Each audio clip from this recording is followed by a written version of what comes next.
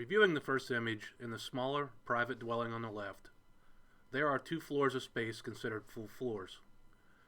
In this building there are going to be void spaces and knee walls to open up in a fire, but there is no livable space in this attic. In the larger private dwelling on the right, there appears to be a livable attic space.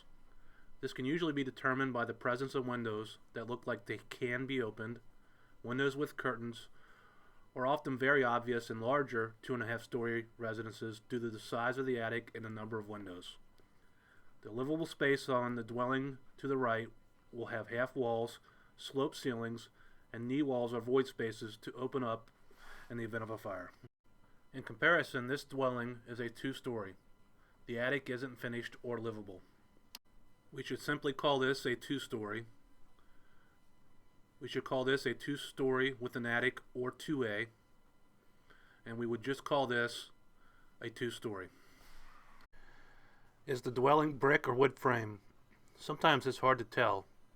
If in doubt, just go with your gut instinct. Generally, brick buildings are type 3 construction where the entire shell of the building is brick or block, and the interior members are built of wood and structural supports are fastened to the brick or block. In houses are wood frame with partial brick and siding or other coverings. You can safely assume these are wood frame or brick veneer. A lot of times the age of the building construction helps us determine the construction method. This row frame is an old building and is going to be type 3 construction. This 4-family multi-dwelling is hard to tell. It's likely wood frame with brick veneer. However, if not sure, just call it brick and then it can be identified once it's opened up for overhaul.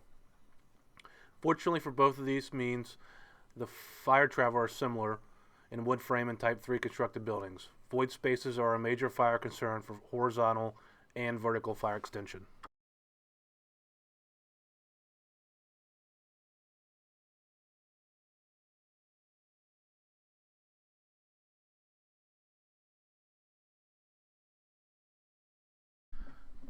During the February video, we reviewed the size, construction, and type of occupancy.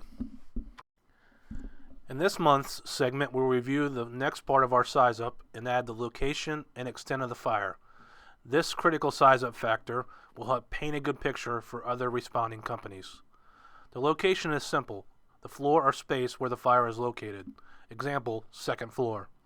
And then the extent is the conditions present upon arrival. Nothing showing is obvious. There's nothing showing. Light smoke usually indicates a fire in early stages. It could be a small fire, a fire that just hasn't taken off yet, or simply just food on the stove. Heavy smoke conditions usually indicate a working fire. Fire or heavy fire indicates that fire is visible, and it paints the picture that the area where the fire is located has already flashed over.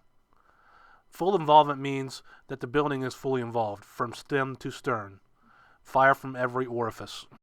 Lastly, you need to indicate whether the building is occupied or not, whether there are any exposure problems, and also ideally report a strategy, offensive or defensive.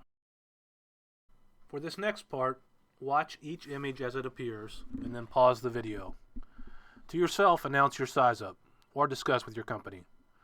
Then proceed to the follow-up image and confirm that you hit all the points, and then just move on to the next image and repeat.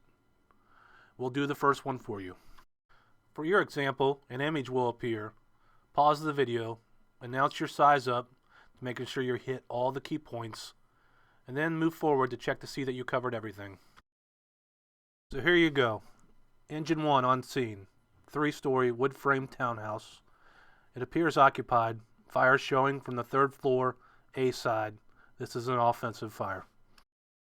The one thing we've covered that's uncommon for the CFD is announcing offensive or defensive. This is an important decision point that should be announced for all other companies.